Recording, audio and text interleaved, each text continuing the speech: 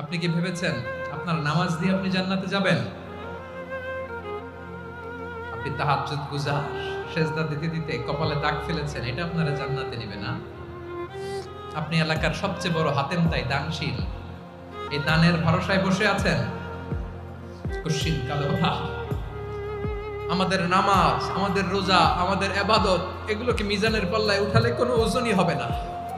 তবে আমাদের একটা কৌশল জানা আছে, আমরা আল্লাহর রহমতের ভিখারি। আমরা সেদিন আগেই গুনার স্বীকৃতি দিয়ে দেব। আমরা বলবো, আল্লাহ তুমি প্রশ্ন করার আগে তোমার একটা কথা বলি, আমারে কিছু জিজ্ঞেস করো না, আমি সব করেছি। এমন কোন পাপ নাই যে পাপ আমারে দিয়ে হয় নাই।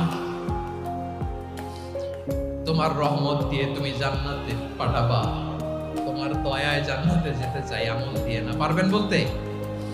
কিয়ামতের দিন আমরা বলবো, আল্লাহ আমার আমল দিয়ে জান্নাত চাই না, আমি তোমার দয়া দিয়ে জান্নাত চাই। তোমার দয়া ছাড়া আমার কোনো উপায় নাই।